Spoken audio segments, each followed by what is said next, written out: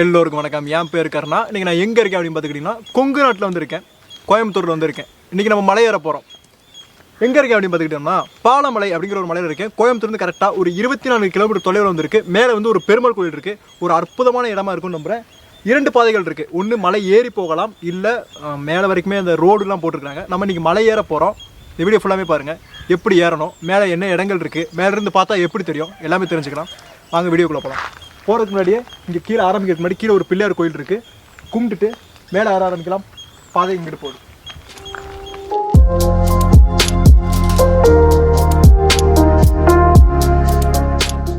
மேலே ஏற ஆரம்பித்ததும் பாதைகள் வந்து பார்த்துட்டிங்கன்னா உங்களுக்கு நல்லாவே இருக்குது.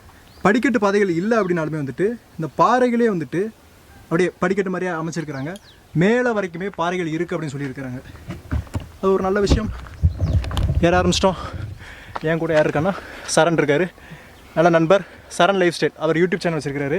இந்த பியூட்டி இந்த மாதிரி கண்டென்ட் பண்ணிட்டுருக்காரு. இப்போ ட்ராவலும் பண்ணிகிட்ருக்காரு. அவரோட சேனல் மறந்துடாமல் போய் பாருங்கள். ஏன்னா ரொம்ப நல்லாயிருக்கும், ரொம்ப சினிமேட்டிக் எடுத்துப்பாரு, சூப்பராக இருக்கும். கண்டிப்பாக ஒரு சேனல் பாருங்கள். 2 பேரும் தான் வேலை ஏறுறோம். கிளைமேட்டை பாருங்களேன், வேறு லெவலில் இருக்குது. மணி 12. ஆனால் உங்களுக்கு அந்த வெயிலே தெரில, கொஞ்சம் கூட இல்லை. எல்லா பக்கமும் க்ரீனரியாக இருக்குது. ஏறி வந்த பாதைகள். வாங்க மேலே போகலாம்.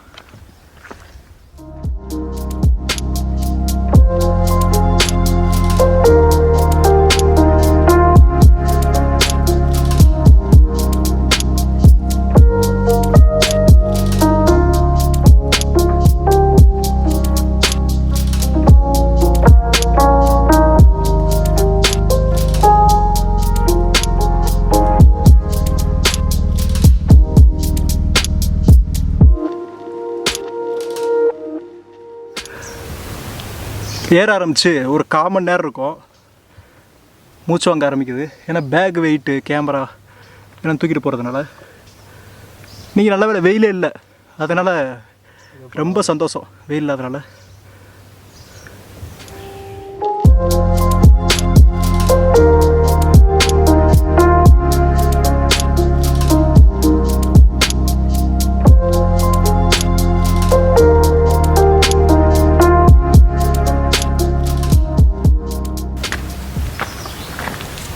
உங்களுக்கு பாதைகள் அவ்வளோ அற்புதமாகவே இருக்குது. அம்புக்குறிகள் போட்டிருக்காங்க. அம்புக்குறிகள் எந்த மாதிரி போட்டிருப்பாங்க அப்படின்னா ராவம் வந்து போட்டிருக்கோம். அதான் வந்து உங்களுக்கு அம்புக்குறிகள்.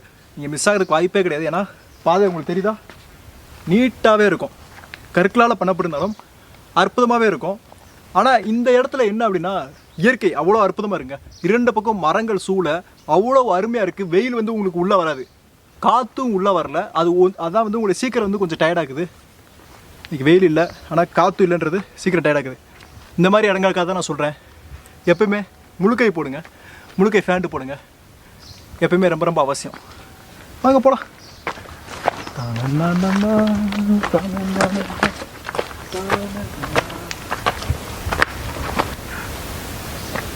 இந்த இடத்த பாருங்களேன், மேலே பாருங்கள் எவ்வளோ அற்புதமாக இருக்குது. இங்கே நிறைய பட்டாம்பூச்சிகள், நீங்கள் போகிறப்ப நிறைய பட்டாம்பூச்சிகளை பார்க்க முடியுது.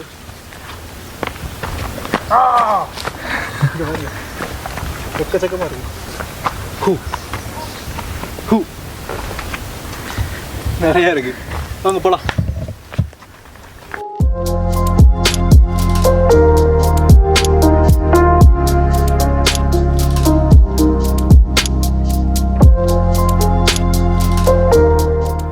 நீங்கள் மேலே ஏறி வர்றப்பே பார்த்துக்கிட்டிங்கன்னா இந்த மாதிரி நிறைய செடிகளை வந்து பார்க்க முடியும். சரிங்களா, எதையுமே எடுத்து சாப்பிட்றாதீங்க. நல்லா அழகாக இருக்கேன், ஒயிட்டாக இருக்கேன், சாப்பிட்றாதீங்க. இதெல்லாம் ஆபத்தானது. அங்கே போகலாம்.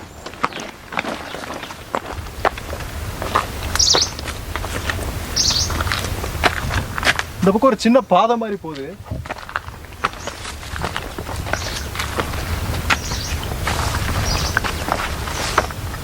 இந்த முள்ளை பாருங்களேன் எவ்வளோ இதாக இருக்குன்ட்டு. கண்டிப்பாக இதாக வந்தீங்கன்னா கையில் ஏற்றி கிழிச்சிரும், ஏற்றி விட்டுரும்.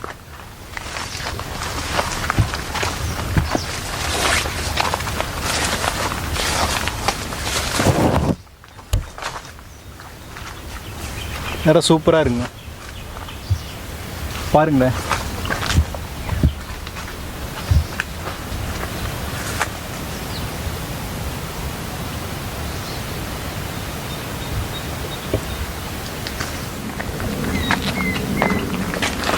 நீங்கள் ஏறி வர்றப்பே பார்த்துக்கிட்டிங்கன்னா பாதை வந்து இடது பக்கம் வந்து போகுது. இங்கே வலது பக்கம் வந்து ஒரு மண்டபம் இருக்குது. இங்கே போகிறதுக்கு முன்னாடியே பாருங்க, இதோ ஓய்வு எடுக்கிற இந்த இடம் மாதிரி இருக்குது. இந்த கிராமத்தில் இருக்கும்ல.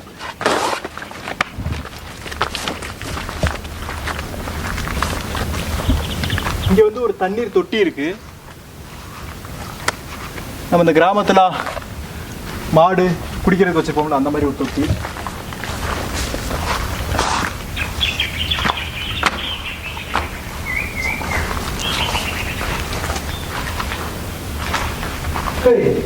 இது கோயில் நினைக்கிறேன். சின்ன ஏதோ வச்சுருக்காங்க. ஆமாம், ஒரு சின்ன ஒரு இது மாதிரி இருக்குன்னு நினச்சேன். ஆனால் உருக்குல ஒரு சின்ன உருவம் வச்சு விளக்கு வச்சுருக்குறாங்க. ஒரு சின்ன கல் வச்சு இப்போ தான் பெயிண்ட் அடிச்சிருக்கிறாங்க. தெரியுதா? ஆமாம், சுண்ணாம்புலாம் விட்டுது.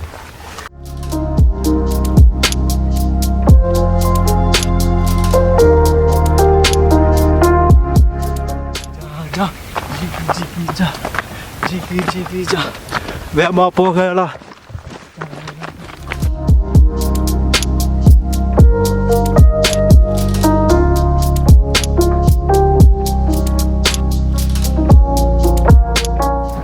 இப்போ மேலே வந்து ஏறி வந்தாச்சு. நீங்கள் ட்ரெக்கிங்கில் வந்தாலோ காரில் வந்தாலோ இந்த இடம் தான். இது கோயில் என்ட்ரன்ஸ். ஒரு அற்புதமான கோயில். பார்க்குறதுக்கு நல்லா புதுசாகவே இருக்குது. புதுமையாக கட்டப்பட்ட கோயில் மாதிரியே இருக்குது. இந்த கோயிலோட வரலாறு என்ன, உள்ளுக்குள்ளே எப்படி இருக்குது அப்படின்னு போய் பார்க்கலாம் வாங்க.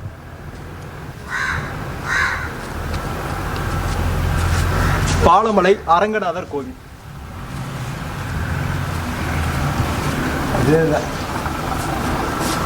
இரண்டு பக்கங்களும் யானைகள் நல்லா இருக்கு. உள்ள போகலாம்.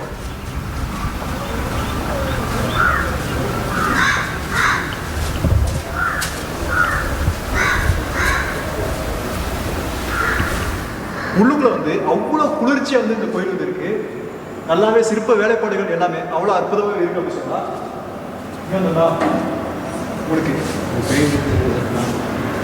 மேலே பாருங்க. இந்த கோயில் வந்து ஒரு சுயம்பு கோயில். சுயம்ப பெருமை தோன்றி இருக்கிறாரு. இப்போதான் வந்து ஒரு பெருசாக வந்து இது விரிவுபடுத்தி இருக்கிறாங்க. பாருங்க, கம்பம் இது செம்பில் செஞ்சுருக்காங்கன்னு நினைக்கிறேன். செம்பு தான் நீங்கள் கொடிமரம். இதில் கொடி ஏற்றுவாங்க. சித்திரை பௌர்ணமிக்கு பிரம்மோற்சவம் நடக்கிற போது கருட கொடின்னு சொல்லிட்டு கருட கொடி ஏற்றுவாங்க. கருட கொடி ஏற்றுவாங்க. துணியில் வரைஞ்சி கருட கொடி ஏற்றி மேலே இது பண்ணாங்கன்னா 10 நாள் பிரம்மோற்சவம். நல்லா விசேஷம், ரொம்ப விசேஷம். எந்த எப்போங்க? சித்திரை பௌர்ணமிக்கு முன்னாடி 10 நாள் முதல்ல ஆரம்பிச்சிருந்து அமாவாசைக்கு அப்புறம் வளர்பிறையில் அப்படியே பௌர்ணமிக்கு அப்புறம் பௌர்ணமிக்கு முன்னே 2 நாளைக்கு முன்னாடி செங்கோதையம்மன் தாயார் அங்கே அழைப்பு. ஒவ்வொரு நாள் ஒவ்வொரு உற்சவம். ஒவ்வொரு நாள் கருட வாகனம், இது அனுமந்த வாகனம், அன்னப்பச்சி வாகனம், அப்படி லைனாக இருக்குது. லைனாக முடிச்சுட்டு கடைசியாக அம்மன் அழைக்கிறது, செங்கோதையம்மன் தாயார் அழைப்புன்னு சொல்லி ஒன்று வைப்போம். அது கொண்டு போய் அங்கே செங்கோதையம்மன் தாயார் சன்னதி இங்கே கீழே வர்ற வழியிலே இருக்குது. அதில் 1.5 கிலோமீட்டர் முன்னாடியே இருக்குது செங்கோதையம்மன் தாயார். அங்கேருந்து அம்மன் அழைத்துட்டு வந்து இங்கே திருக்கல்யாண உற்சவருக்கு திருக்கல்யாண உற்சவம் செங்கோதை தாயார் வச்சு செங்கோதை பாலமலை அரங்கநாதருக்கும் திருக்கல்யாணம் பூங்கோதை தாயாரோட சேர்த்து வச்சு இங்கே யாக சாலையில் இங்கே அது யாக மண்டபம். யாக மண்டபத்தில் வச்சு திருக்கல்யாணம் பண்ணி வச்சுருவோம். திருக்கல்யாணம் பண்ணி மறுச்ச நாள் வந்து அவர் இதுக்கு பரிவேட்டைக்கு போவார். பரிவேட்டைக்கு போயிட்டு வந்துட்டு அப்புறம் அதுக்கு அடுத்த நாள் தேருக்கு போவார். தேருக்கு போயிட்டு வந்தால் பரிவேட்டைக்கு போவார். தேருக்கு போயிட்டு வந்தால் பரிவேட்டைக்கு போவார். அதுக்கப்புறம் இதுக்கு போவார், தெப்போற்சவத்துக்கு போவார். அப்புறம் இதெல்லாம் நடக்கும். ஒவ்வொரு கடைசி திருமஞ்சல் நடக்கும். அதோட முடிஞ்சோடனே அம்மன் வந்து அங்கே கோவிச்சுட்டு போகிற மாதிரி பண்ணிடுவாங்க. ஆமாம், சரி.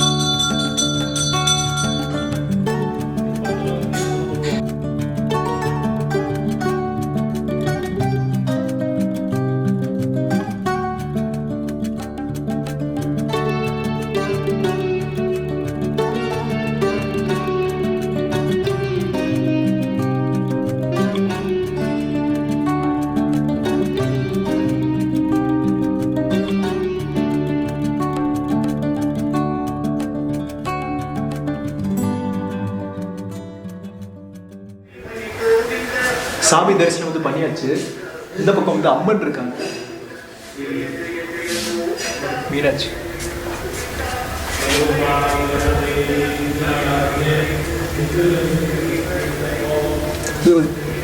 இப்போ இது பண்ணப்பட்டதுதான், கருங்கல்ல பண்ணப்பட்டதா இன்னும் சிறப்பாக இருந்திருக்கும். ராமானுஜர்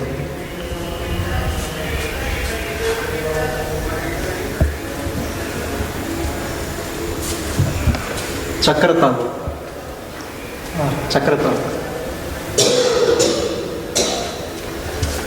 சக்கரங்களுக்குள்ள இருப்பார், அதான் சக்கரத்தாழ்வார் சொல்லுவாங்க.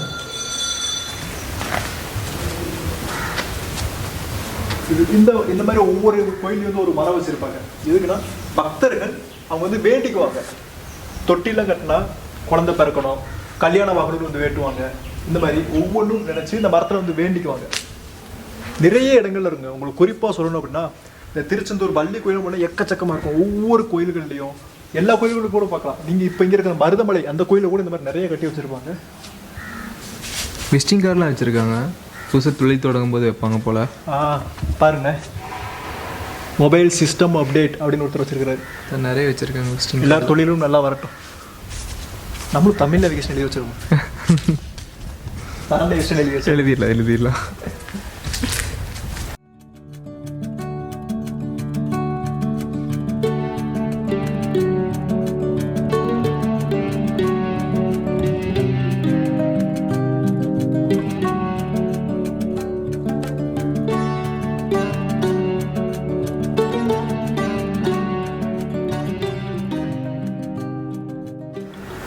பிரசாதம் எப்பயுமே இருக்கும். பிரசாதம் வந்து எப்போவுமே இன்னும் காலையில் பெருமாளுக்கு நைவேத்தியம் பண்ணோம்னா இங்கே பிரசாதம் வச்சுருவோம்.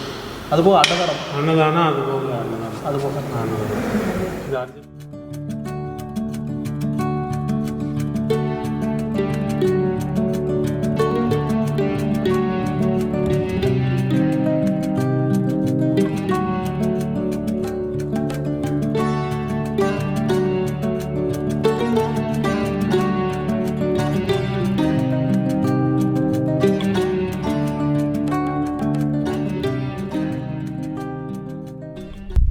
சாமி தரிசனம் வந்து பண்ணியாச்சு. அவ்வளோ அற்புதமாக இருந்துச்சு. உள்ளுக்குள்ளே கோயில் வேலைப்பாடுகள், அதாவது மறுசீரமைப்பு பண்ணியிருக்கிறாங்க. கரெக்டாக ஒரு 12 வருஷத்துக்கு முன்னாடி வந்து மறுசீரமைப்பு பண்ணியிருக்காங்க. 2 மாதத்துக்கு முன்னாடி தான் கும்பாபிஷேகம் வந்து நடந்திருக்கு. கோயில் பார்க்குறதுக்கு அவ்வளோ புதுசாகவே இருக்குது, அவ்வளோ அற்புதமாக இருக்குது அப்படின்னு வந்து சொல்லலாம். நல்லா குளிர்ச்சியாக இருக்குது. ஆனால் இப்போ கட்டப்பட்ட கட்டிடக்கலை தான் எத்தனை நாள் தாங்கும் அப்படின்னு எனக்கு தெரியாது. அற்புதமான கோயிலுங்க, அற்புதமான கோயில் பாலமலை. கோயிலுக்கு பின்னாடி பிறகு இங்கே பாருங்கள்,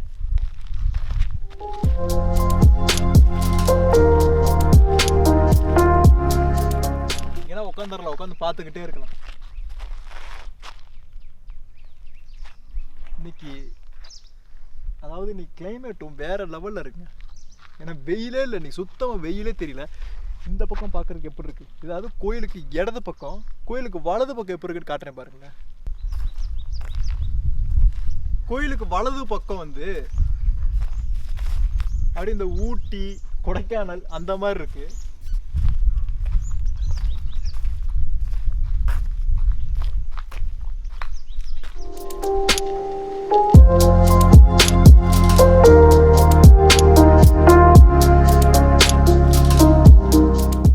இது வேற லெவல்ல இருக்குல்ல, செமையா இருக்கு.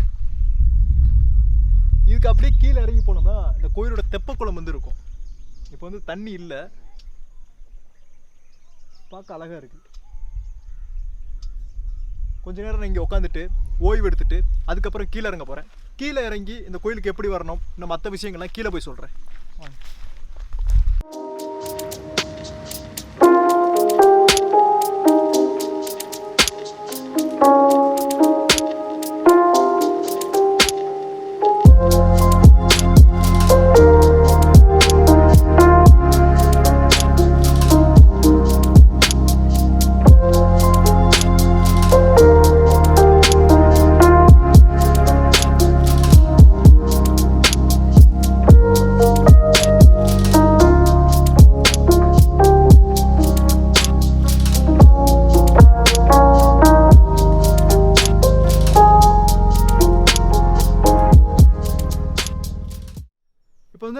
வந்து இறங்கிட்டேன்.